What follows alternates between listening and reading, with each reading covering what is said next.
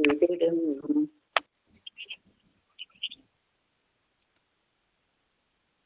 ഒരാളോട് ചൊല്ലിക്കേ.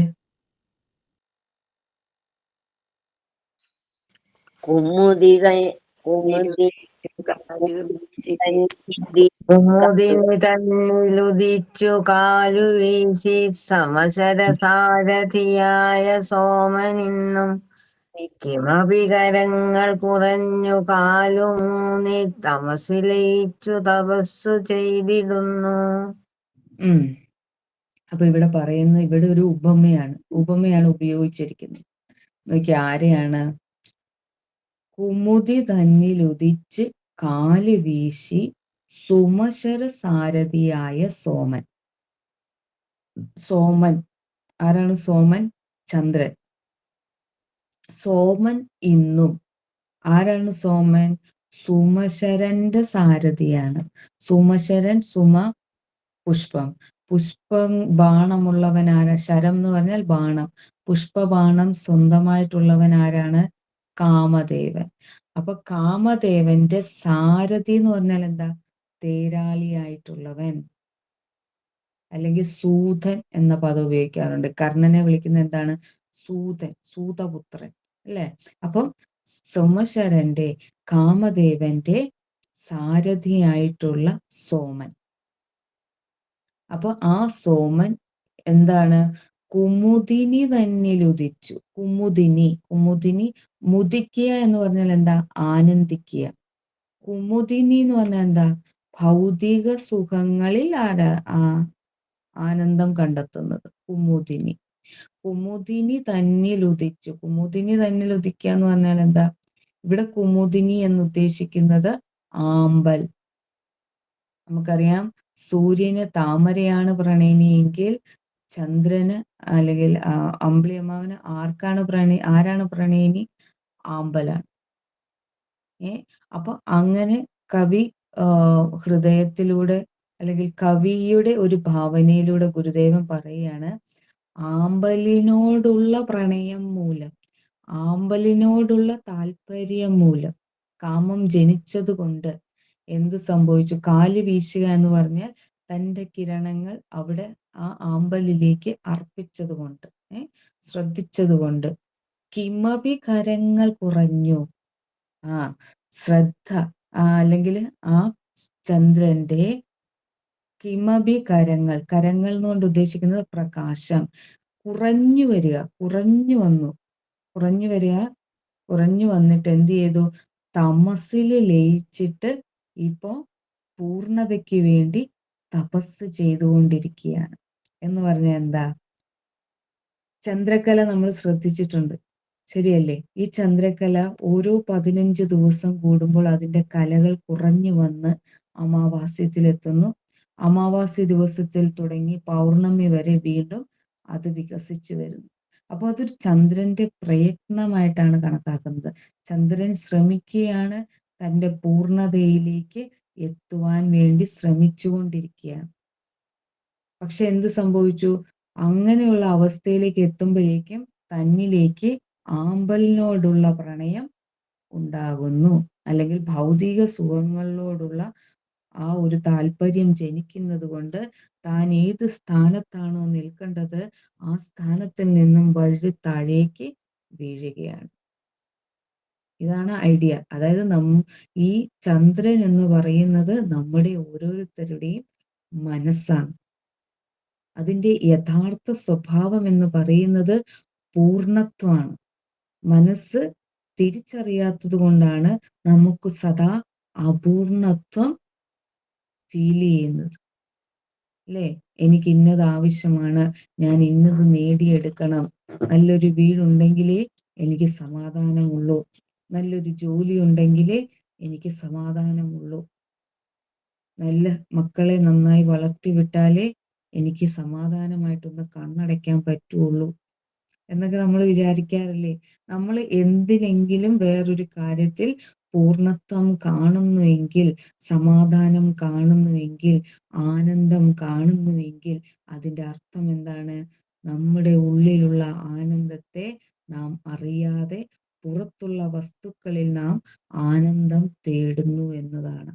അതൊരു വസ്തുവാകാം, അതൊരു വ്യക്തിയാകാം, അതൊരു ഒരു എന്താ പറയുന്ന ഒരു അവസരമാകാം, അല്ലെങ്കിൽ എന്തെങ്കിലും മറ്റ് വസ്തുക്കളിലൂടെ നാം നേടിയെടുക്കാൻ ശ്രമിക്കുന്ന ആനന്ദമാകാം.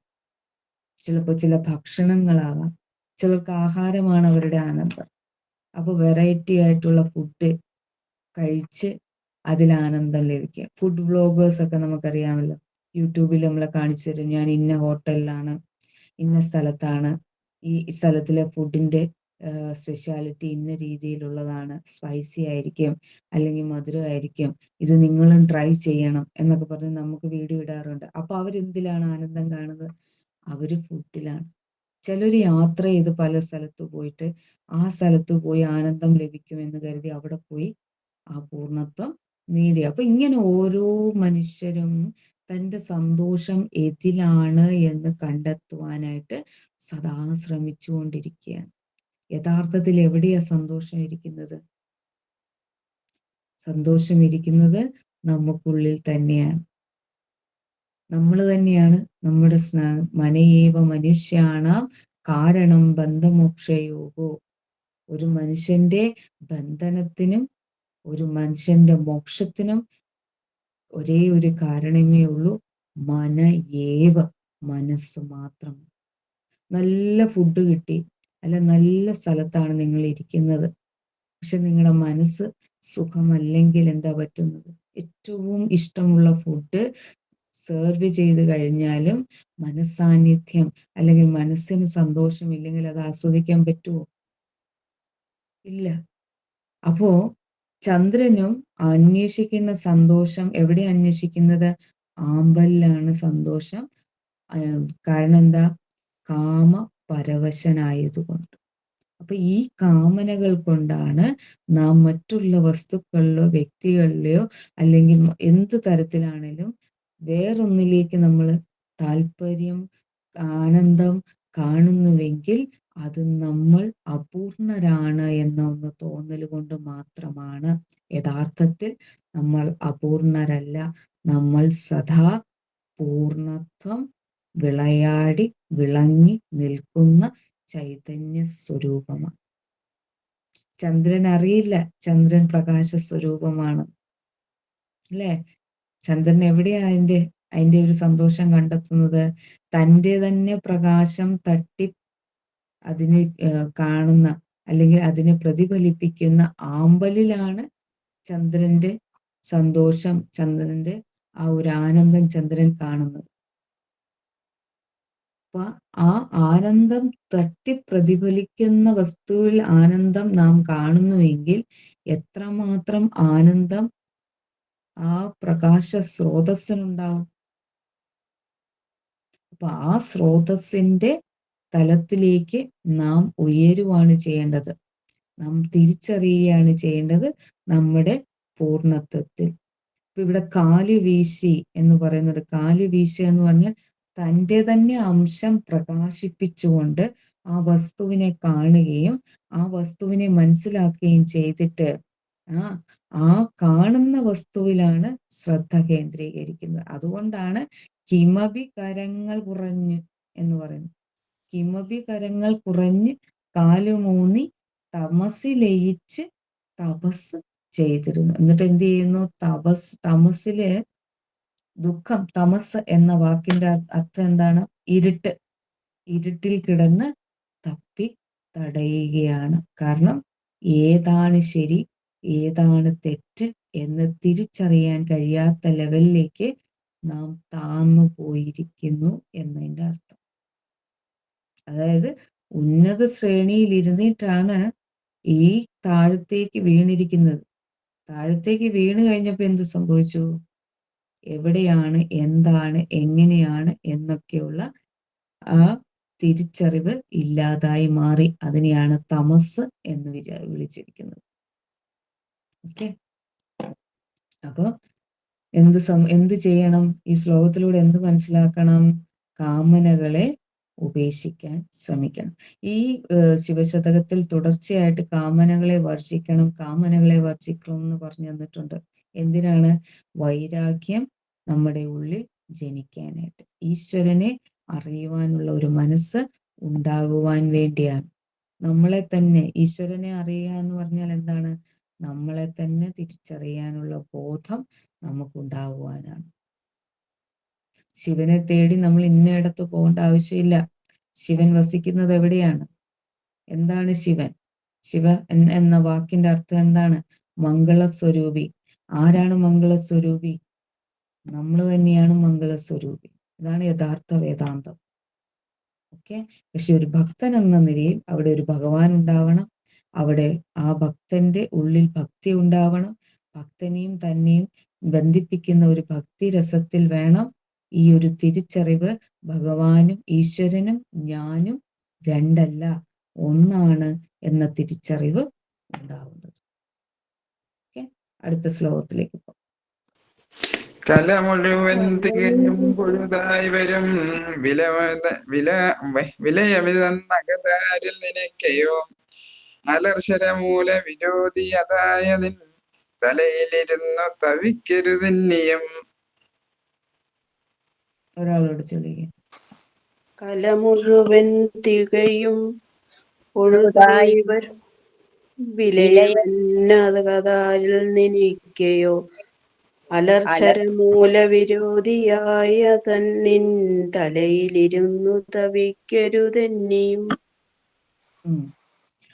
അപ്പോ അതിലൊരു കഴിഞ്ഞ ശ്ലോകത്തിൽ ഒരു വാക്ക് വിട്ടിട്ടു, തപസ് ചെയ്തിടുന്നു എന്ന് പറഞ്ഞിട്ടുണ്ട്. അപ്പൊ തമസിലിരുന്ന് തപസ് ചെയ്തിടുന്നു എന്ന് പറഞ്ഞു അല്ലേ? അതായത് തമസിൽ നിന്ന് ഉയർന്ന് രജസിലേക്ക് എത്തുക, രജസിൽ നിന്ന് സത്വഭാവത്തിലേക്ക് ഉണരുമ്പോഴാണ് ഈശ്വരനെ അറിയുന്നത്. അപ്പൊ ആ നിലയിലേക്ക് ഉയരുന്ന കാര്യം ഇവിടെ തപസ് ചെയ്തിടുന്നു എന്ന വാക്കുകൊണ്ട്.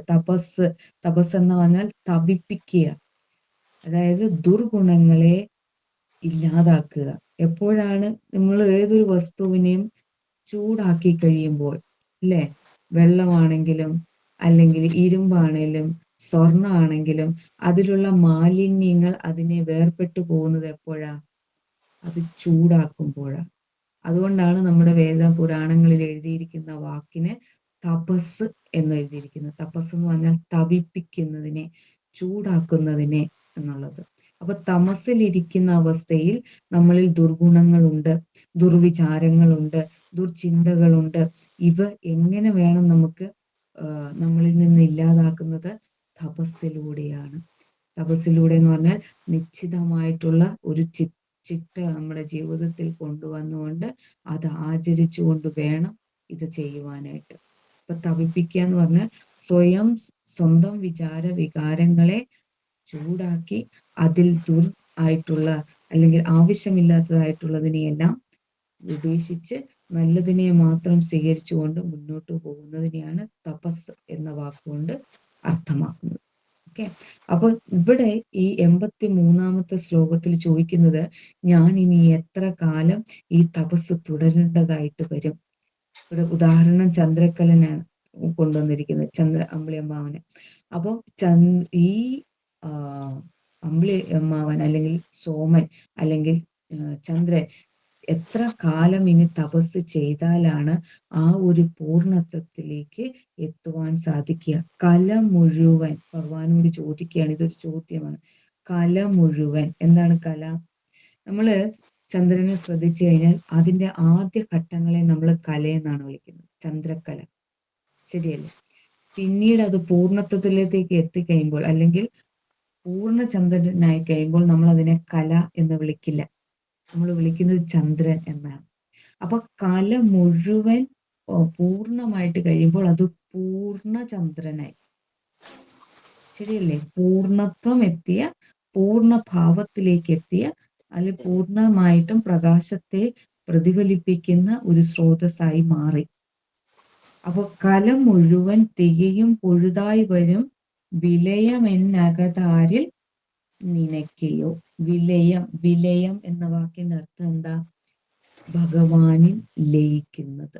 വിലയം എന്നകതാരിൽ, ഭഗവാനെ അങ്ങയുടെ ഉള്ളിൽ ഇങ്ങനെ ഒരു ചിന്തയുണ്ടോ? എപ്പോഴാണോ പൂർണ്ണത്വം എത്തുന്നത് അപ്പോൾ മാത്രം അവൻ എൻ്റെ അടുത്ത് എത്തിയാൽ മതി, ഈ ഭക്തൻ എൻ്റെ അടുത്തേക്ക് എത്തിയാൽ മതി എന്നൊരു തോന്നല് നിന്റെ ഉള്ളിലുണ്ടോ? അപ്പൊ ഇവിടെ ചന്ദ്രനെയാണ് ഉപമ എടുത്തിരിക്കുന്നത്. കാരണം അമ്പിളിക്കലയിൽ തുടങ്ങി പൂർണ്ണചന്ദ്രനിൽ എത്തുമ്പോഴാണ് കൃത്യമായ പ്രകാശം അതിന് ഭൂമിയിലേക്ക് പതിപ്പിക്കാൻ കഴിയുന്നത്, തന്റെ പൂർണ്ണത്വത്തിലേക്ക് എത്തുവാൻ കഴിയുന്നത്. അപ്പൊ എന്റെ പൂർണ്ണത്വം എപ്പോഴേ എത്തുള്ളൂ? ഞാൻ എപ്പോഴാണോ ഭഗവാനെ തിരിച്ചറിയുന്നത്, എപ്പോഴാണ് എൻ്റെ പൂർണ്ണത്വം ഞാൻ തിരിച്ചറിയുന്നത്, അപ്പോൾ മാത്രമേ എനിക്ക് എന്ത് ചെയ്യാൻ പറ്റുള്ളൂ? പ്രകാശിക്കുവാൻ പറ്റുകയുള്ളൂ, സുഖമായി ഇരിക്കുവാൻ പറ്റുകയുള്ളൂ, സമാധാനമായി ഇരിക്കുവാൻ പറ്റുകയുള്ളൂ. ഓക്കെ, അപ്പൊ അങ്ങനെ ഇരിക്കുന്ന ആ അവസ്ഥ എൻ്റെ ഈ പൂർണ്ണത്വം വരുന്നത് വരെയാണോ നീ പ്രതീക്ഷിക്കുന്നത്? അതാണോ നീ എനിക്ക് കൽപ്പിക്കുന്ന കാലയളവ്? അപ്പോ ഇനി ആ പൂർണ്ണത്വത്തെ എത്താൻ എന്നെ അനുവദിക്കാത്തതാരാണ്? അലർശരനാണ്. ആര് ഈ അലർശരൻ? അലർശരൻ കാമദേവനാണ്. അലർ എന്ന് പറഞ്ഞാൽ പൂവ്, പൂവിനെ ബാണമാക്കി വെച്ചിരിക്കുന്നവൻ അല്ലെ? അപ്പൊ കാമനകളാണ് എന്നെ എൻ്റെ പൂർണ്ണത്വത്തിലേക്ക് എത്തിക്കാൻ കഴിയാത്തത് അല്ലെ? അപ്പൊ അലർശര മൂലവിരോധിയായ എന്ന് പറഞ്ഞാൽ എന്താ? അലർശരൻ കാമദേവന്റെ കാമനകൾക്ക് വിരോധിയായിരിക്കുന്നവനായിട്ടുള്ളവനെ. ഇനി മൈക്ക് ഓഫ് ചെയ്യണേ, ചിലരുടെയൊക്കെ മൈക്ക് ഓണാണ്. അപ്പോ അലർശര മൂല വിരോധിയായ നിൻ തലയിലിരുന്നു തപിക്കരുതിന്നിയും. ഇതും ഒരു ഉപമയാണ്. എന്താണ്? അമ്പിളിക്കലയാണ് ഭഗവാൻ ആഭരണമായിട്ട് ഉപയോഗിച്ചിരിക്കുന്നത് അല്ലെ? ഭഗവാന്റെ ശിരസിൽ ഒരു ആഭരണം എന്ന് പറയുന്നത് അമ്പിളിക്കലയാണ്. അപ്പൊ ഭഗവാൻ അവിടെ പിടിച്ചിരുത്തിയിരിക്കുകയാണ് ആരെ? ചന്ദ്രക്കലയെ. എന്ത് ചെയ്യാൻ? സ്വയം തപിച്ച് തപനം നടത്തി പൂർണ്ണനാകാൻ വേണ്ടി. മനസ്സിലാവുന്നുണ്ടോ? അപ്പൊ ആ അലർശര വിരോധിയായ നീ ചന്ദ്രനെ എന്തിനാണ് നിന്റെ ആഭരണമാക്കി വെച്ചിരിക്കുന്നത്?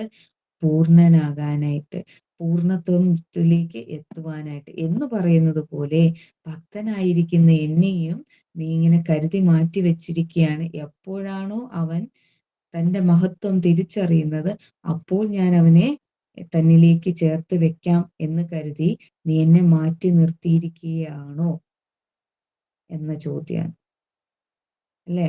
അപ്പൊ എന്നെ അങ്ങനെ മാറ്റി നിർത്തരുത്, നീ ഉണ്ടെങ്കിൽ മാത്രമേ ഞാൻ ആ പൂർണ്ണത്വത്തിലേക്ക് എത്തുള്ളൂ എന്ന് ഇൻഡയറക്റ്റ് ആയിട്ട് ഈശ്വരനോട് പറയുകയാണ്. പൂർണ്ണത്വം എത്തണമെങ്കിൽ ആര് വേണം? ഈശ്വരൻ വേണം, ഈശ്വരന്റെ സാന്നിധ്യം വേണം, ഈശ്വരന്റെ അനുഗ്രഹം വേണം. എങ്കിൽ മാത്രമേ എനിക്കത് നേടിയെടുക്കാൻ സാധിക്കൂ. എപ്രകാരമാണോ ഭഗവാന്റെ ശിരസിലിരുന്നു കൊണ്ട് തപസ് ചെയ്യുന്നത് ചന്ദ്രൻ, അപ്രകാരം ഭഗവാന്റെ സാമീപ്യത്തിൽ, ഭഗവാന്റെ ഭക്തിയിൽ ഞാൻ പൂർണ്ണത്വം നേടിയെടുക്കാൻ സാധിക്കും. അതുകൊണ്ട് ഭഗവാൻ എന്നെ എന്ത് ചെയ്യണം? ഉപേക്ഷിക്കാതെ സദാ കാത്തുകൊള്ളണം. എത്ര നിസ്സാരമായ അല്ലെ തലത്തിലേക്ക് ഇറങ്ങി വന്നിട്ടാണ് ഈ ഒരു പ്രാർത്ഥന നടത്തുന്നത്. അതായത് എങ്ങനെയാണോ നീ ചന്ദ്രനെ കരുതി നിന്റെ ശിരസിൽ വെച്ചിരിക്കുന്നത്, അങ്ങനെ എന്നെയും നീ കരുതിയിട്ട് ചേർത്ത് വെച്ചിട്ട് എന്ത് ചെയ്യണം? എന്നെയും കരുതി കാക്കണം. കാരണം പൂർണ്ണത്വം അല്ലാതെ ഞാൻ സ്വയം ശ്രമിച്ചു കഴിഞ്ഞാൽ നടക്കില്ല.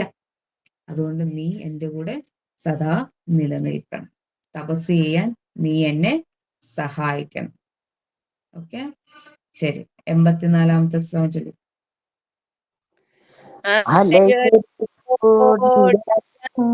വരുന്നതും തലയിലണിഞ്ഞു തഴച്ചു സദായിപ്പോഴും നിലയിളകാതെ നിറഞ്ഞു ചിദംബര സ്ഥലമതിലെപ്പോഴുമുള്ളവനേ നമ.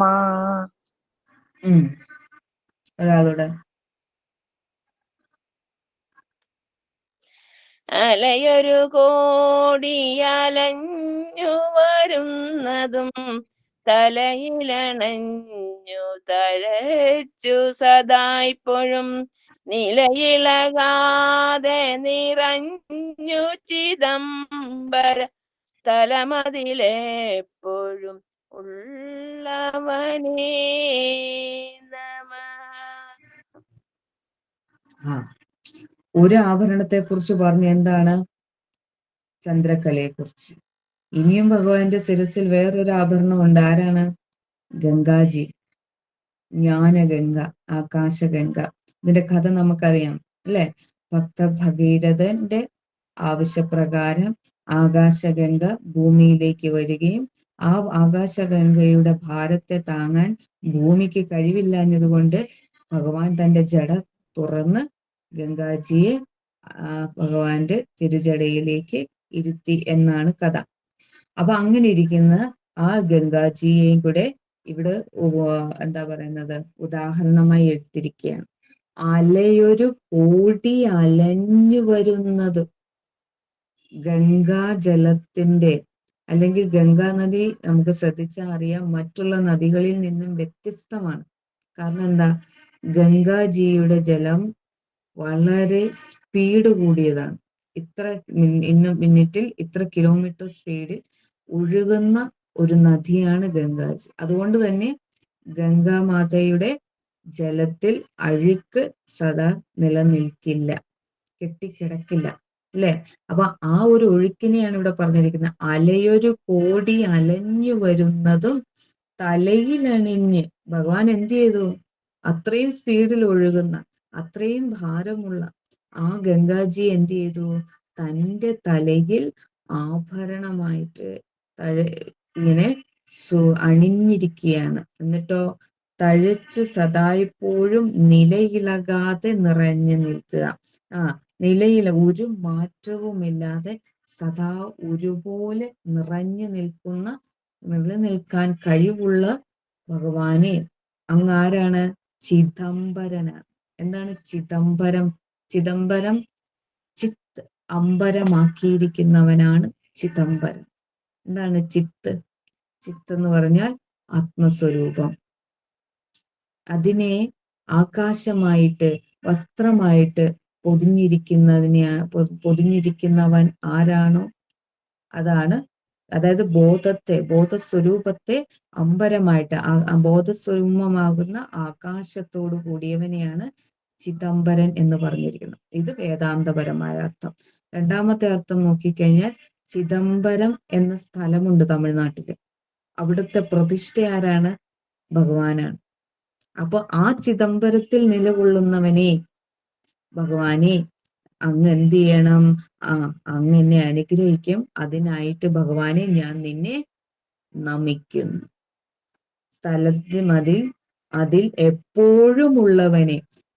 ആദ്യത്തെ അർത്ഥം നോക്കുകയാണെങ്കിൽ ബോധസ്വരൂപമായിട്ട് സദാ ഭഗവാൻ നിലനിൽക്കുന്നുണ്ട്. ഞാൻ ബോധസ്വരൂപമാണ്, നിങ്ങൾ ബോധസ്വരൂപമാണ്. നമ്മുടെ ഉള്ളിൽ ചൈതന്യമായി കുടികൊള്ളുന്നത് ആരാണ്? ഈശ്വരനാണ്. ശരിയല്ലേ?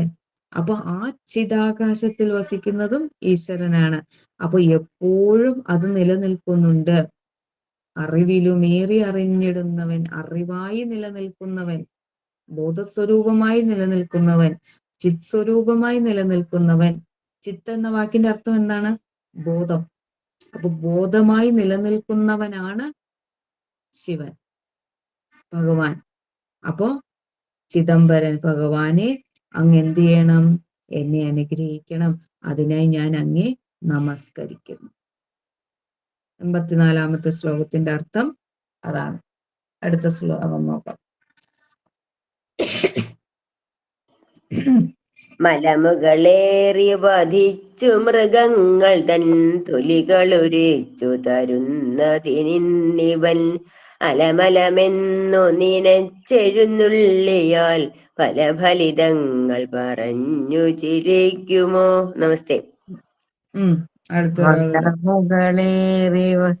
മലമുകളേറി വധിച്ചു മൃഗങ്ങൾ തൻ തൊലികളുരിച്ചു തരുന്നതിനിവൻ അലമലമൊന്നു നിനച്ചെഴുന്നള്ളിയാൽ പല ഫലിതങ്ങൾ പറഞ്ഞു ചിരിക്കുമോ?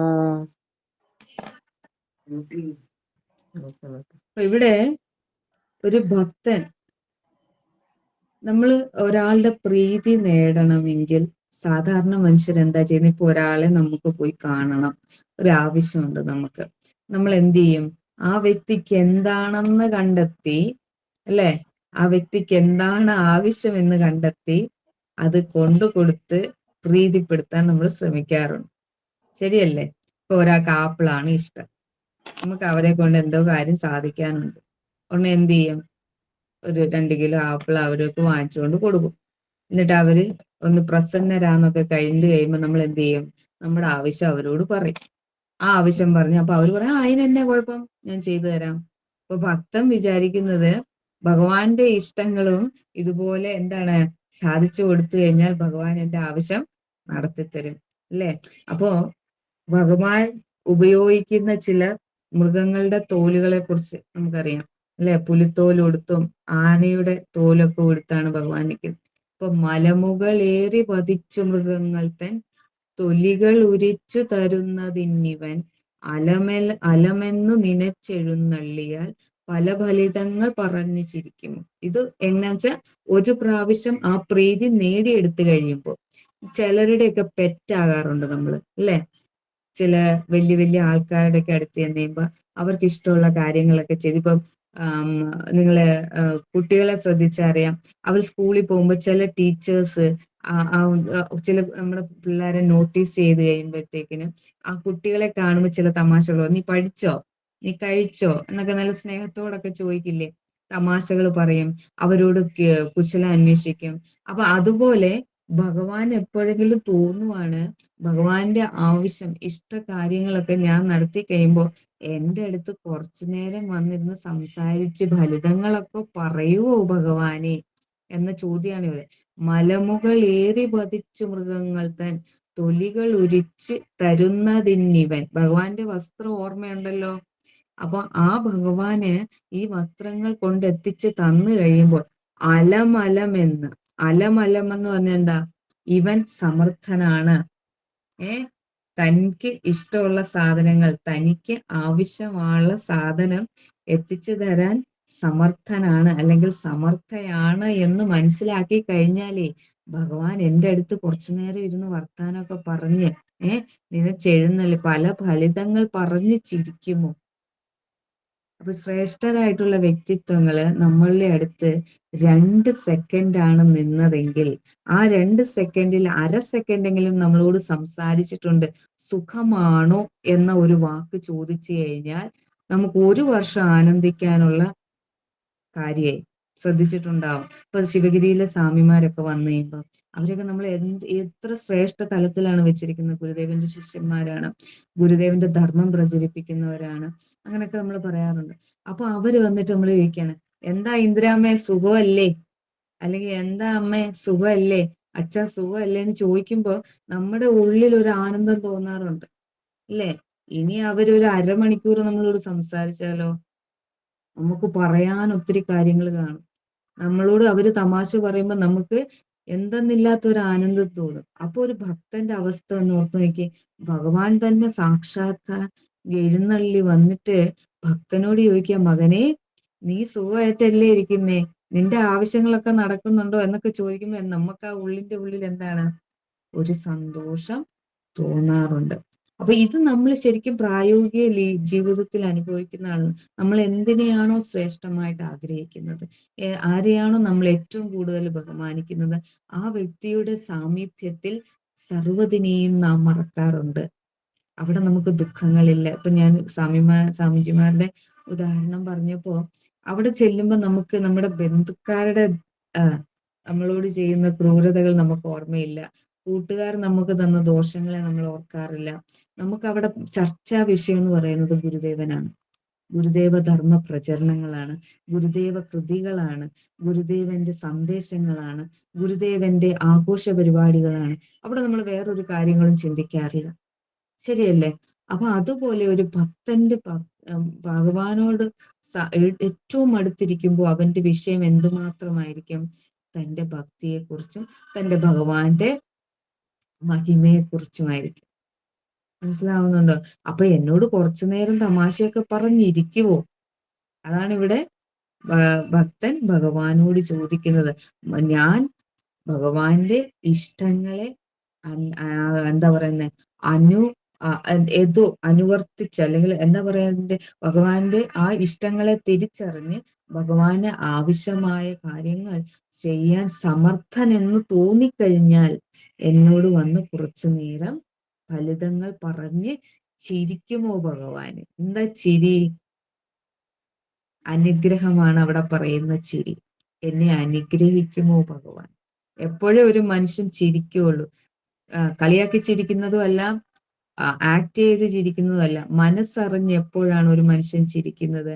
അവന്റെ ഉള്ളിൽ സന്തോഷമുള്ളപ്പോഴാണ്. അവന്റെ ഉള്ളിൽ ആ വ്യക്തിയെ കുറിച്ചൊരു നല്ല പോസിറ്റീവ് തിങ്കിങ് ഉള്ളപ്പോൾ മാത്രമേ ആ വ്യക്തിക്ക് ആ വ്യക്തിയെ ഉള്ളറിഞ്ഞ് ചിരിക്കുവാൻ സാധിക്കുകയുള്ളൂ. ശരിയല്ലേ? അപ്പൊ അങ്ങനെ ഭഗവാനെ എന്നെ നോക്കി ഒന്ന് ചിരിക്കുക, അത് മതി ഭക്തന്. നമ്മൾ ഏറ്റവും കൂടുതൽ ബഹുമാനിക്കുന്ന വ്യക്തി നമ്മളെ നോക്കി ചോദിക്കേണ്ട ആവശ്യമില്ല, ചോദ്യങ്ങൾ ചോദിക്കേണ്ട ആവശ്യമില്ല. നമ്മളെ നോക്കി ഒന്ന് പുഞ്ചിരിച്ചാ മതി. ഇപ്പൊ സെലിബ്രിറ്റീസ് ഒക്കെ പോയി കഴിയുമ്പോ അതികടുത്ത ആരാധകനായിട്ടുള്ളവരുണ്ടാവും, ഫാൻ അല്ലേ, അതല്ലേ വാക്ക്. ആ ഫാൻ പറയാണ്, എന്റെ അടുത്തൂടെ പോയിട്ട് എന്നെ ചിരിച്ചു കാണിച്ചിട്ട് പോയി. ഒരു വർഷം അവന് പറയാനുള്ള കഥ, അല്ലെങ്കിൽ അവന്റെ ജീവിതകാലം മുഴുവൻ പറയാനുള്ള ഒരു കഥ ആ ഒരു മന്ദഹാസമായിരിക്കും, അല്ലെങ്കിൽ ആ ഒരു സാമീപ്യമായിരിക്കും. അപ്പൊ ഭഗവാന്റെ സാമീപ്യം ഒന്ന് ഓർത്ത് നോക്കി എപ്രകാരമായിരിക്കും ഒരു ഭക്തൻ എന്നത്, അല്ലേ? അപ്പൊ എന്നെ നോക്കി ഒന്ന് ചിരിക്കുമോ, എന്നോടൊന്ന് സംസാരിക്കുമോ, ഞാൻ ആ ആനന്ദത്തിൽ ആറാടുമോ എന്നൊക്കെയുള്ള ചോദ്യമാണ് ഇവിടെ ചോദിക്കുന്നത്. പക്ഷെ ഇനി ആ ചിരിയിൽ മറ്റൊരർത്ഥം കൂടെ ഉണ്ട്. ഇവൻ ഇത്രയൊക്കെ ഉള്ളൂ എന്ന രീതിയിൽ പരിഹസിക്കരുതേ ഭഗവാനെ, എന്നെ ചേർത്ത് നിർത്തണേ.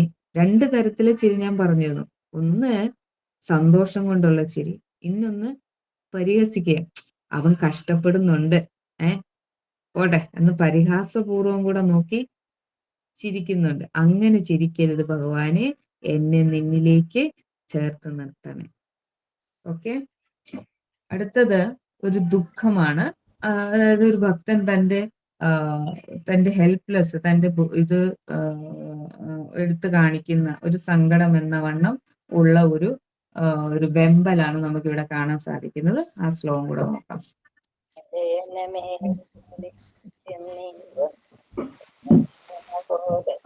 One second.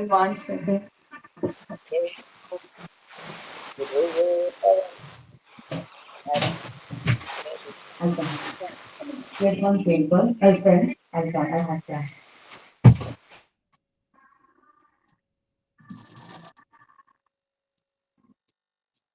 ഓക്കെ. ഈ ക്ലാസ്സിൽ ഇതിനകത്ത് ഈ ശ്ലോകത്തില് ഭഗവാനെ പ്രസാദിപ്പിക്കാൻ കഴിയാതെ വന്നാൽ ആ ദുർവിധി അല്ലെങ്കിൽ ആ ജീവിതത്തെ എനിക്ക് സങ്കടമായിരിക്കും. എന്താ സങ്കടം നോക്കി? നിലയനമേറി ഞെളിഞ്ഞിരുന്നീ വണ്ണം തലയണ പോലെ തീറ്റി തിന്ന് തുലയണമെന്നു പുരൈവ ഭാനുമൻ തലയിൽ വരച്ചതിനെന്തൊരു സങ്കടം. ഭഗവാൻ വരച്ചതൊന്നുമല്ല, നമ്മൾ വഴുതി വീണതാണ്, അല്ലേ? ഭഗവാൻ എപ്പോഴെങ്കിലും വിചാരിക്കുവോ എന്നാ ഇവൻ കുറച്ച് കിടന്ന് അനുഭവിക്കട്ടെ? ഇല്ല. നമുക്ക് തിരിച്ചറിവില്ലാതായി പോയി, നമ്മൾ ശരിയായ രീതിയിൽ പോകാത്തത് കൊണ്ടാണ് ഈ ഒരു ഇതിൽ വന്നത്. ഇനി ഒന്ന് നോക്കിയേ, ഈ വണ്ണം ഇന്ന് കഴിയുന്നത് പോലെ, അല്ലേ? ഇന്ന് എങ്ങനെയാ ഞാൻ കഴിയുന്നത്? വീട്ടിലിരുന്ന് നിലയനമേറി, നിലയനം വാക്ക് നോക്കി, നിലയനം, അയനം എന്ന് പറഞ്ഞാൽ നിലകൊള്ളുക. എവിടെ നിലകൊള്ളുന്നു? വീട്ടിലിരുന്ന് ഞെളിഞ്ഞ് ഞാൻ എന്ത് ചെയ്യുന്നു? ഞെളിഞ്ഞ് ഇരുന്ന് ഈ വണ്ണം തലയണ പോലെ. എങ്ങനെയാണ്?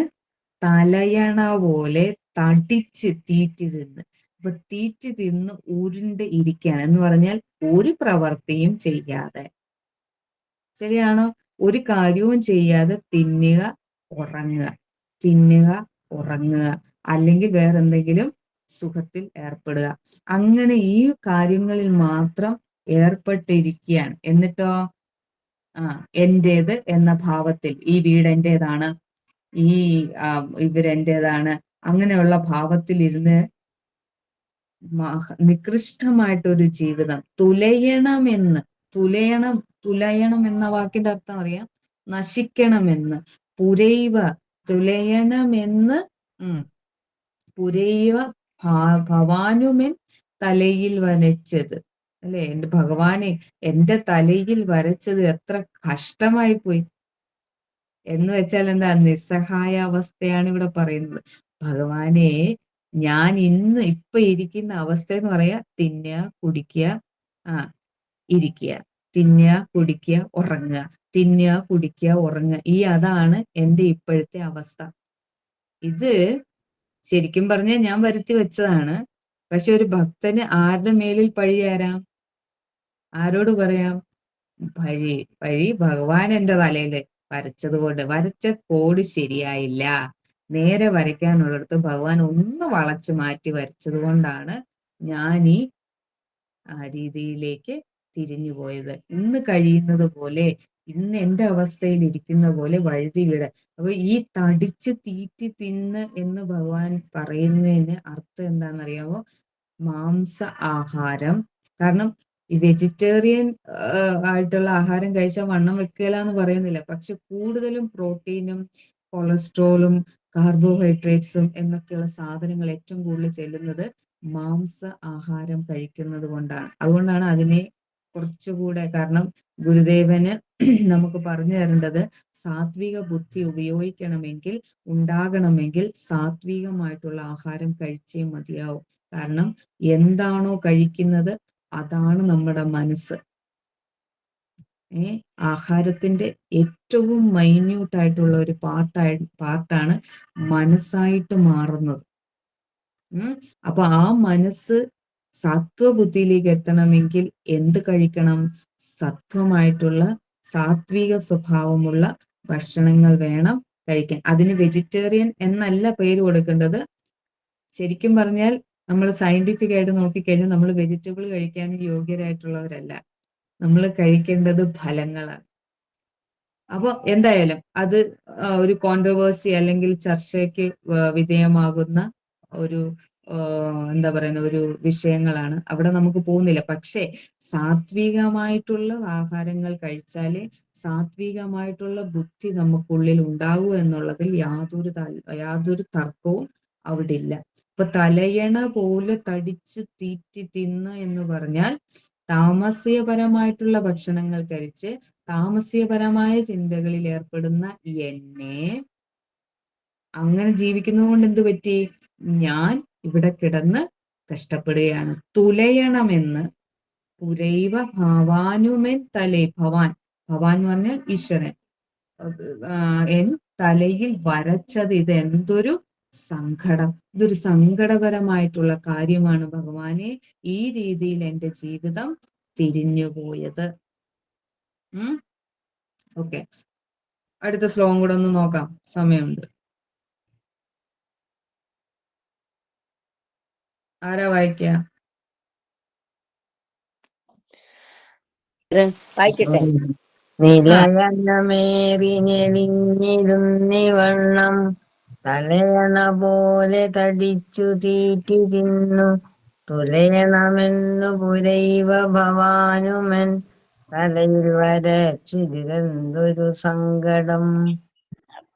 നിലയണമേറി ഞെളിഞ്ഞിരുന്നിവണ്ണം തലയണ പോലെ തടിച്ചു തീറ്റി തിന്ന് തുലയണമെന്നു പുരൈവ ഭവാനുമൻ തലയിൽ വരച്ചതിനെന്തൊരു സങ്കടം. നമസ്തേ. അടുത്ത ശ്ലോകം. കലിപുരുഷൻ കടുവ പിടിപ്പതിനായി മലയിലിരുന്നു വരുന്നു വാറുപോലെ കലിയുഗമിന്നിതിലെങ്ങുമുണ്ടു കാലും തലയുമറുത്തു കരസ്ഥമാകുവാനായി. കലിപുരുഷൻ എന്ന് പറഞ്ഞാൽ ക്രോധം പൂണ്ട.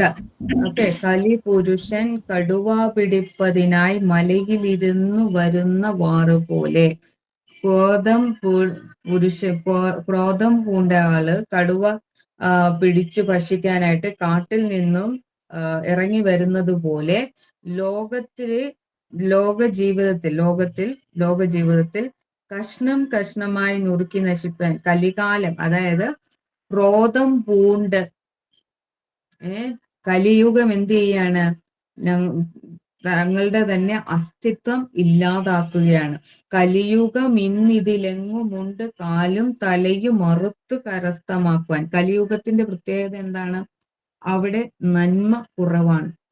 കലിയുഗം, നമ്മളെല്ലാം ഇപ്പോൾ ജീവിക്കുന്നത് കലിയുഗത്തിലാണ്. എപ്രകാരമാണോ ഒരു ക്രോധപൂർവം ഒരു മൃഗം കാട്ടിൽ നിന്നും നാട്ടിലേക്ക് ഇറങ്ങി വന്ന് മറ്റുള്ള ആൾക്കാരെ ഉപദ്രവിക്കുന്നത്, അതുപോലെ കലിയുഗത്തില് എന്ത് സംഭവിക്കുന്നു?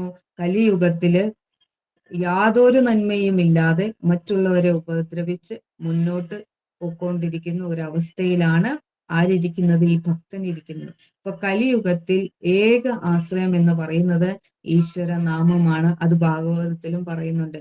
കലിയുഗത്തിൽ ഈശ്വരനാമം, ഈശ്വര ഭജനമാണ് ഏക മുക്തി മാർഗം എന്ന് പറയുന്നത്. സദാ ഈശ്വര സ്മരണ ഉണ്ടെങ്കിൽ മാത്രമേ അവർക്ക് ഈ ഒരു ഭക്തി മാർഗത്തിലേക്ക്, മോക്ഷത്തിലേക്ക് എത്തുവാൻ സാധിക്കുകയുള്ളൂ. ഇന്ന് ഈ ശ്ലോകങ്ങളിലൂടെയൊക്കെ നമ്മൾ നോക്കിക്കഴിഞ്ഞു കഴിഞ്ഞാൽ എങ്ങനെയാണ് മോക്ഷതലത്തിലേക്ക് ഉയരുവാൻ സാധിക്കുന്നത് എന്ന ഉപദേശമാണ് ശ്രീനാരായണ ഗുരുദേവൻ നമുക്ക് നൽകിയിട്ടുള്ളത്, അല്ലെ? അപ്പൊ ഇത് എന്തിനാണ്, ഇതെന്താ ഇവിടെ സംഭവിക്കുന്നത്? ഇതാണ് നിധിധ്യാസനം എന്ന അവസ്ഥ. അതായത് ഒന്ന് എടുത്ത് മാറ്റിയിട്ട് തന്റെ സ്വഭാവത്തിലെ ഒരു ദുർഗുണമാണെന്ന് കരുതിയിരിക്കുന്ന കാര്യങ്ങൾ മാറ്റിയിട്ട് അവിടെ നന്മയുടെ സ്ഥാനം കൊണ്ടുവന്ന് അത് ആചാരമാക്കി മാറ്റുന്നതിനെയാണ് എന്തു പറയുന്നത്? നിധിധ്യാസനം. സ്വഭാവമാക്കി മാറ്റുന്നത്, ഈശ്വര സ്മരണ സ്വഭാവമാക്കുന്നത്, ധ്യാനം സ്വഭാവമാക്കുന്നത്, ഇതിനെയാണ് നിധിധ്യാസനം. മനനം എന്ന് പറയുന്നത് അതിനെക്കുറിച്ച് ചിന്തിക്കുന്നത്, അത് സ്വഭാവമാക്കി മാറ്റുന്നത് നിധിധ്യാസനമാണ്. ഈ ഒരു ഘട്ടത്തിലേക്കിലൂടെ എല്ലാം നമ്മളും കടന്നു പോകണം. നമ്മൾ ക്ലാസ് കേൾക്കുക മാത്രമല്ല ചെയ്യുന്നത്, കൃതികൾ പഠിക്കുക മാത്രമല്ല ചെയ്യേണ്ടത്. ഇതിൽ പറയുന്ന ഓരോ അവസ്ഥകളിലൂടെ നാം കടന്നു പോകണം, മനനം ചെയ്യണം. ആദ്യം ശ്രവിക്കണം, പിന്നെ മനനം ചെയ്യണം, പിന്നെ അത് നിധിധ്യാസനം ചെയ്യണം. എന്ന് പറഞ്ഞാൽ ആ അറിവിനെ സ്വായത്തമാക്കണം, സത്വബുദ്ധിയിലേക്ക് എത്തുക. തമസിൽ നിന്നും സത്വബുദ്ധിയിലേക്ക് എത്തണമെങ്കിൽ എന്ത് ചെയ്യണം എന്ന് ആചാര്യന്മാർ പറയുന്നത്, അത് ആചരിച്ച് ആ തലത്തിലേക്ക് ഉയർന്നു വരികയാണ് ചെയ്യേണ്ടത്. ഓക്കെ. ഓം പൂർണ്ണമദ പൂർണ്ണമിദം പൂർണ്ണാത് പൂർണ്ണമുദച്യതേ പൂർണ്ണസ്യ പൂർണ്ണമാദായ പൂർണ്ണമേവാവശിഷ്യത്തെ. ഓം ശാന്തി ശാന്തി ശാന്തി.